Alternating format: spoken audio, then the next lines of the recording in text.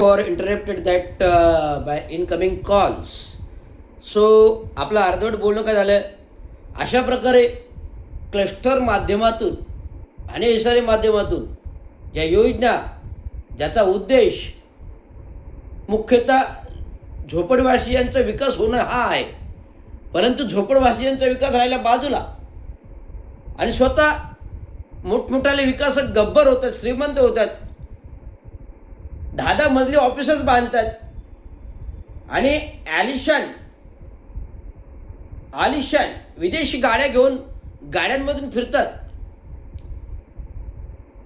ह्याच गोरगरिबांच्या झोपडपट्टीवर हे विकासक श्रीमंत होऊन आलिशान गाड्यांमध्ये फिरतात. ज्या हॉटेलमध्ये ज्या आलिशान गाड्यामध्ये सगळंच हॉटेलसारखी सुविधा आहे आणि माझं गोरगरीब झोपडीधारकाला मात्र वाऱ्यावर आहे, त्याचं साधं घर भाडं नाही मिळत आहे. ही दुरावस्था आहे. आणि ह्या श्रीमंत झालेल्या विकासाकडून येणारा खोका आमच्या ठाण्याच्या दिग्गज नेत्यांच्या घरापर्यंत पोहोचतो आणि खोक्याने खोक्याने खोक्याने खोक्याने श्रीमंत होतो आणि बोलतो मी जनतेचा नेता. हे कसं काय बरं, कोण बरं विश्वास ठेवेल?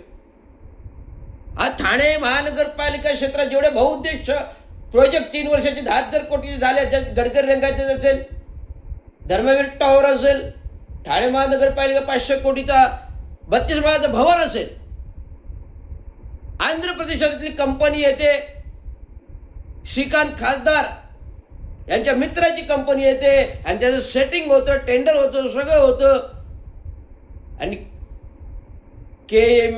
KMV प्रोजेक्ट्सला आंध्र प्रदेश कंपनीला प्रोजेक्ट म्हणतं आणि त्या कंपनीतून आलेल्या मलिदाचा रेजेच्या बाजूला बंगला होतो आणि गरीब माझा झोपडपट्टीवासी माझ्या घराचं भाडं कोण देणार, माझ्या घराचं भाडं कोण देणार असं विवंचना करतो. हे नेते दुसऱ्याला सल्ले देतात की महानगरपालिका निधीवर डल्ला ना मारू नका, पण स्वतः डल्ला आणि खोक्याने श्रीमंत झाले आणि आता महानगरपालिकेत शिल्लकच काही नाही, तर कशावर डल्ला मारणार? म्हणून 12% कर प्रणाली विनाकारण जनतेवर राबवायची, जनतेकडून महसूल गोळा करायचा आणि टक्क्याचे खोक्याचे प्रपोजल बनवायचे आणि स्वतः मलिदा लाटायचा आणि लोकांना शिकवायचं डल्ल्यावर आणि लोकांना शिकवायचं निधीवर डल्ला मारू नका. आता अवस्था दुरावस्था आहे. काय घ्यायचं लोकांनी, काय घ्यायचं जनसामान्यांनी की महानगरपालिका भवनमध्येच अनधिकृत दालने 100 कोटी रुपयाची दालने आणि पत्रकारांनाही फुकटात दालनं आणि माझा अधिकारी मात्र खुराड्यामध्ये बसून काम करायला जागा नाही. कुठल्या तरी खुराड्यामध्ये माझा अधिकारी काम करतो, जो या लोकनेते यांच्या जीवावर हे टक्के कमवतात. तेच कामगार लोक कुठेतरी कोपऱ्यात बसून काम करतात आणि तुम्हाला टक्के खायला, खोकं खायला भोला मोठा प्रस्ताव तयार करतात, कोटीच्या कोटी उडाणांचा करतात. गेले 10 वर्ष मूलभूत सुविधा काही नाही, बट्ट्याबोळ आहे. फुटपाथवर अतिक्रमणे, 354 फुटपाथ स्टॉल आहेत, चौकात अतिक्रमण आहेत, फुटपाथवर मंदिर आहेत, एकनाथराव शिंदे सगळ्या नाकावर पोस्टर लावून दुसरा धर्मवीर बनायचा प्रयत्न करत आहेत आणि अतिक्रमणला मुभा देत आहेत. हा माझा आरोप आहे. एकनाथराव शिंदे दुसरे धर्मवीर बनायला बघतात की त्यांचे फोटो लावून अतिक्रमणे करा बिंदास, फुटपाथवर मंदिरे बांधा, फुटपाथवर स्टॉल बांधवा, चौकात हातगाड्या लावा, ज्वलंत पदार्थ विका, दारू विका, चायनीज कॉर्नर विका, ड्रग विका. जे साताऱ्यामध्ये ड्रग विकतात ते फुटपाथवर पण ड्रग विकतात ना. हा आरोप आहे. या कोणाला मला विचारायचं असेल तर मी पुराव्यासकट सांगेल. महाराष्ट्र शासनाचा निधी 26,67,98,000 हा लाटला जातोय गंगूबाई संभाजी शिंदेच्या हॉस्पिटलला. महानगरपालिका मलनिस्तार विभागाचा आरक्षित भूखंड गंगूबाई संभाजी शिंदेचा सभागृह बांधायला लाटला जातो. निवडणुकीमध्ये ह्याची नोंद होत नाही. निवडणूक फॉर्ममध्ये नॉमिनेशन मी हरकत घेतलेली आहे निवडणूक आयोगाकडे. परंतु माझ्यातली माणुसकी आहे, आपल्याच मुख्यमंत्र्यांचं नाव बदनाम नको म्हणून मी एक पाऊल मागे घेऊन हे कुठेतरी माझ्या ठाणे शहराची, माझ्या ठाणेकर नागरिकांची बदनामी नको म्हणून चुपचाप सहन केलं. तर आज 12% कर, क्लस्टर कंपनी 12 FSI काय बाबाने ठेवले का पेंट ठाणे जिल्ह्याचे, ठाणे शहराचे? आम्ही पण ठाणे शहरातले 95 वर्ष नागरिक आहोत. ठाण्यासाठी खस्ता खाल्लेल्या, ठाण्यासाठी योगदान आहे जे माझ्या बाबांनी दिलेलं आहे. म्हणून मी ठाण्यासाठी सतत लढत असतो, कामगारांसाठी भांडत असतो आणि चुकीच्या गोष्टीवर बोलत असतो. मी सोडणार नाही एकेकाला. त्यासाठी 3-3 निलंबनं घेतलीत या गोल्डन गँगमुळे, 3-3 निलंबनं घेतलीत या गोल्डन गँगमुळे, 3-3 निलंबनं घेतलीत. अरे डोळ्या देखत चुकीची कामं करतात, नाले खाडीच्या मुखाशी बंद करतात, ज्याला आदेश नाही, ज्याला परवानगी नाही, हे डोळ्या देखत होतोय आणि आम्ही चुपचाप सहन करायचं. का सहन करू? आम्ही का 12% टॅक्स भरू? तुम्ही चुकीच्या गोष्टी करायच्या, फुटपाथवरती अतिक्रमणे करायचे, नाले बंदिस्त करून नाल्यावरती अतिक्रमणे करायचे आणि स्वतःच्या विकासकांना विकास प्रकल्प करण्यासाठी या सगळ्या गोष्टी चालू द्यायच्या आणि सहन करायच्या आणि आम्ही 12% टॅक्स भरायचा. हे कुठल्या बाबांनी शिकवलंय आणि का म्हणून? कुठल्या बाबांनी शिकवलं आणि का म्हणून आम्ही 12% टॅक्स भरायचा? आणि कुठला विकास झालाय? हा विकास ठाणे महानगरपालिकेमध्ये अनधिकृत दालने बांधायची, हा विकास? फुटपाथवर 354 अनधिकृत स्टॉल्स द्यायचे, 1-1 लाख 2-2 लाख, हा विकास? फुटपाथवर मंदिरे बांधायची आणि फोटो लावायचे, हा विकास? चौकामध्ये होर्डिंग लावायच्या ज्या अंगावर पडतात, हा विकास? अनधिकृत फ्लेक्स बांधायचे, हा विकास? रेमंड सिंगाच्या वेळेला डिजिटल चॅनल अनधिकृत बांधलेला, हा विकास? याच्यासाठी आम्ही टॅक्स भरायचा? का भरायचा टॅक्स? ना रस्ते सफाई, ना गटारे सफाई, ना नाले सफाई, घाणीचं साम्राज्य. आज जिकडे तिकडे व्हायरल इन्फेक्शन. मी गेले 2-4 दिवस घरातच आहे कारण व्हायरल इन्फेक्शनने ग्रस्त आहे. जर तुम्ही ठाण्याला स्वच्छ ठाण्यात देऊ शकत नाही तर 12% टॅक्स का भरायचा? आम्ही विचारणं आहे. उपमुख्यमंत्र्यांना, पालकमंत्र्यांना, नगरविकासाला मी विचारतो थेट.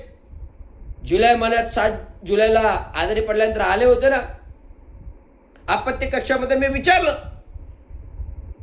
साहेब कर्मचारी तुटवडा आहे, आयुक्तच काम करत नाही, तर कसं होणार? ठाण्यावर पूरस्थिती देणार ना? नाले सफाई होत नाही, गटारे सफाई होत नाही, झाडेच्या झाडे पडतायत, मातीचा भागत राहिलेला नाहीये. हा कुठल्या प्रकारचा विकास आहे? आणि म्हणतो आम्ही ठाणे बहुउद्देशीय केलं, आम्ही पत्रकारांना अमुक दिल्या, आम्ही पत्रकारांना तमुक दिलं, आम्ही याला ह्याव दिलं, आम्ही त्याला त्याव दिलं आणि फक्त आम्हीच आमचं नाव मोठं केलं. काय चाललंय ठाणे महाराज? बोलणार, बोलायचा सार्वभौम अधिकार प्राप्त आहे, संविधानिक अधिकार प्राप्त. जेव्हा मी सेवेत होतो ह्याच गोष्टी बोलायच्या चुकीच्या, परंतु सेवेची आड घेऊन मला 2दा लागोपाठ निलंबन करायला गेले. चुकीच्या गोष्टी बोलणं गुन्हा आहे का? कालच एक अंगणवाडी सेविकाने आपली व्यथा मांडली लाईव्हवरती, तर तिला निलंबित करायला गेलं होतं सरकार. ते पुन्हा तिला कामावर घेतले नाचिक्की होईल म्हणून. आज नाचिक्की बाहेर पडले ना अंगणवाडीला पोषण आहार बाहेर पडला ना. भ्रष्टाचार सरकार काय करतंय, काय मीडिया टीव्हीवरती बाहेर पडलं ना. म्हणजे चुका करायच्या सरकारमधील सत्तातील लोकप्रतिनिधींनी, त्याची फळं भोगायची काम करणाऱ्या कामगारांनी आणि निलंबित व्हायच्या कामगारांनी बदनामी होईल, ती कामगारांची होईल, आमची सरकारची होणार नाही. लोणावळा खंडाळ्याला मिसिंग लिंकचं दरड पडते आणि मुख्यमंत्री विधानसभेत दम देतात. जर मिसिंग लिंकवर कोण बोलेल तर ती महाराष्ट्राची बदनामी, माझी बदनामी करा, पण महाराष्ट्राची बदनामी करणारे हे मुख्यमंत्री.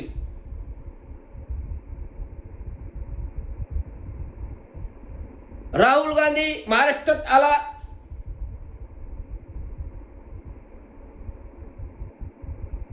$4 लाख जनसमुदाय विद्यार्थ्यांचा जमला,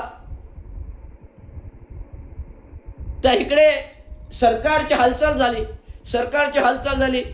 अरे राहुल गांधी आहेत, त्यांच्या घराण्याने सार्वभौम बलिदान दिलेलं आहे. तुम्ही काय दिलं? तुम्ही तर अख्खा देश लुटला, महाराष्ट्र राज्य लुटला. तुमची काय पात्रता आहे? तुमचा काय अधिकार आहे त्या गांधी घराण्यावर, राहुल गांधीवर बोलण्याची? ज्या राहुल गांधीच्या बाप दादांनी बलिदान दिलं देशासाठी, त्याला सार्वभौम अधिकार आहे या देशावरती बोलण्याचा जनजागृती करण्याचा. तुमचा काय अधिकार आहे? तुमच्या कुठल्या बाप भडव्याने बलिदानं दिलीत का? देवेंद्र फडणवीसच्या खानदानाने दिलं का नरेंद्र मोदींच्या खानदानाने बलिदान दिलं? लाज वाटायला पाहिजे. एफस्ट्रीम पाहिलं काय? कॅप्टन पाहिलं काय? गृहमंत्री कॅप्टन अशोक खरातांबरोबर काय पाय उतरवायला पाहिजे. मी निषेध नोंदवला आहे. कितपत बोलायचं? बोलून आपल्याला लाज वाटते, पण त्या लोकांना लाज वाटत नाही. अशा प्रकारचं सरकारचं धोरण आहे. अशा प्रकारचे राज्याचे माजी मुख्यमंत्री, आत्ताचे उपमुख्यमंत्री खोक्याने आज 2-2 बंगले होत्यात. एक रयजावर, एक रामचंद्रनगरमध्ये आहे. एकनाथजी संभाजी शिंदे काजूवाडीमध्ये एक बंगला आहे. एक रयजावर होते. आज 150 लोकांचे विकासाबरोबर शेअर होल्डर्स आहेत. माझ्या घरासमोर नारंग होते, हॉस्पिटलमध्ये शेअर होल्डर, इंग्लिश शाळांमध्ये शेअर होल्डर, स्वतःच्या शाळा आहेत. अरे सरकार करायचं जनतेच्या कामासाठी करायचं का स्वतःचे पोटं भरत बसायचे? मग का नाही ते जरांगे पाटील तुम्हाला शिव्या घालणार हो? एकनाथ शिंदेने सरळ चॅलेंज केलं, दुश्मनी करायची असेल तर पक्की करा.